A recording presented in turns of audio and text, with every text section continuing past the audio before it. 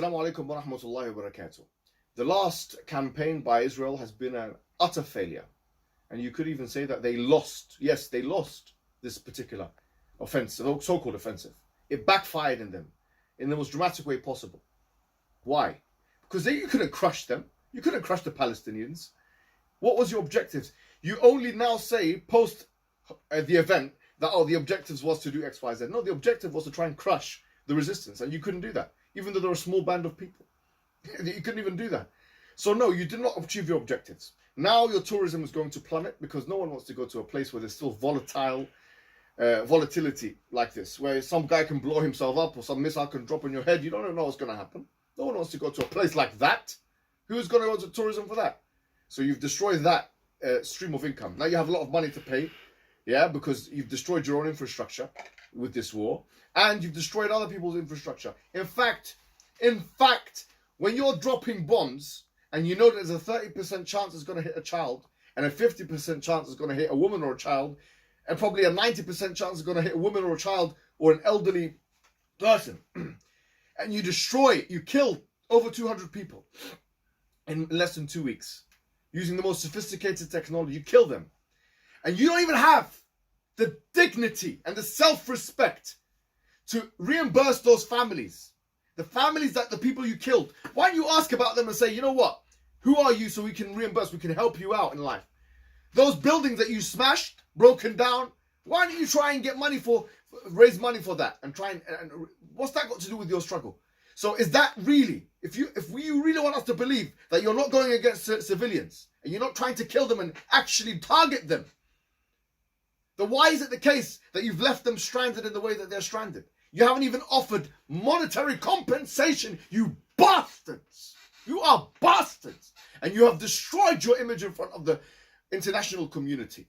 And you know what else you've done? You brought the Muslims together, not just the Palestinians. Believe me, the Palestinians were separated in ideology maybe, or some political ideas. But now you've actually brought them together, because when they realize who the real oppressor is, who the real monster is, who the real Goliath is, they come together. And so too the Muslims have come together. And so too the Muslims will come together. Because it's in our apocalyptic texts that in fact at the end of days there will be a Mahdi, a man who brings us to victory. And the center stage will actually be Bayt al-Maqdis. In fact, the Ta'ifa Mansura, the saved sect, will be ala aknaf Bayt al-Maqdis. They will be on the periphery of that Bayt al-Maqdis. Because we know how weak you are. And in fact, the Quran even tells us this. Not all Jews, by the way. Of course not Jews. I'm not talking about Jews. We're talking about you oppressive Zionists. And the Quran says, Laysu sawa'a. Jews and Christians are not all the same. But having said that, the Quran also states that there will be some of them. وَلَا تَجِدَنَّهُمْ أَحْرَصَ النَّاسِ عَلَى حَيَاةٍ وَمِنَ الَّذِينَ أَشْرَكُوا يَوَدُّ أَحَدُهُمْ لو يعمر ألف سنة وما هو بمزحزحه من العذاب يعمر.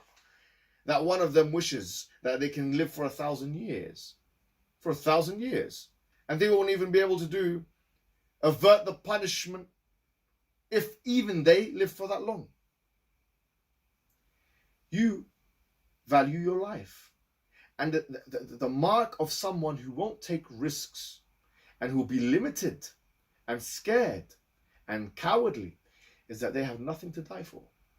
And the truth of the matter is, let's be honest, you people have nothing to die for.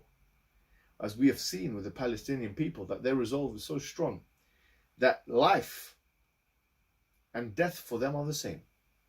And in fact, death is the beginning. Death is the beginning. How do you defeat such an enemy?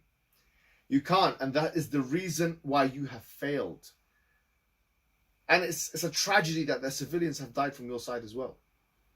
But let's be honest, you value probably one of your civilians more than 1 million of the civilians that have been killed in Palestine, even if it's a child, because you are racists, imperialists, colonialists.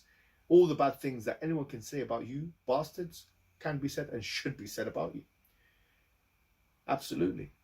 Because you don't believe in all children are the same and all races are the same. Let's be honest, you don't believe in that stuff. And so that is, in fact, in many ways, your weakness.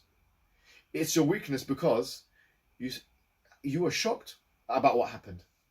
You are shocked that it didn't take an intifada in order for you to have casualties and so on. You were shocked that there was going to be some uprisings from within the West Bank. You were shocked at all of those things, and do you know what else you were shocked about? You were shocked about the fact that those people who you killed their families, those young and innocent children, that their families and the people around the world, you moved all the people around the world not only to tears but to action. You have completely failed, and you will completely fail. Some scholars say, when the verse says لِيَسُوءُوا وُجُوهَكُمْ فَإِذَا جَاءَ وَعْدُ الْآخِرَةِ لِيَسُوءُوا وُجُوهَكُمْ وَلِيَدْخُلُوا الْمَسْجِدَ كَمَا دَخَلُوهُ أَوَّلَ مَرَّةٍ. This is, some scholars say, this is talking about Israel, because when did Israel have Bani Israel? When did they have ownership over the ard? When did they have لَتُفْسِدُنَّ فِي الْأَرْضِ? When did they have this corruptive ability? Marratain, 2 times. The second time, actually, there's going to be an enemy that you're going to have that's going to take you out of the place which is not even yours, which is East Jerusalem. وَلِيَدْخُلُوا الْمَسْجِدَ كَمَا دَخَلُوهَا أَوَّلَ مَرَّةٍ. Yes. So this is وَلِيُتَبِّرُوا مَا عَلَوْا تَتْبِيرًا. Is that the? Yes. وَلِيُتَبِّرُوا مَا عَلَوْا تَتْبِيرًا. So this is the situation. You have everything to fear and everything to lose. And this is the reality. You're no longer a developed country. You've now put yourself back 20 or 30 years. You put yourself back. And you've lost the credibility in the international community. You lost money, lost lives. And it's because of your arrogance. And so the Gazans do have a lot to celebrate today. And in fact, not only do they celebrate, we as the Muslims will celebrate as well. And we're happy that you had to compromise and succumb to some weakness because you are weak.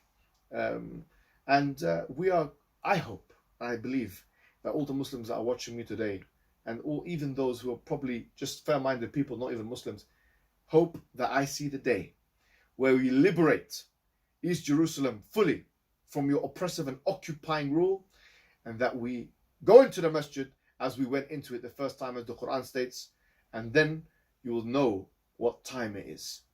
Wassalamu alaikum wa rahmatullahi wa barakatuh.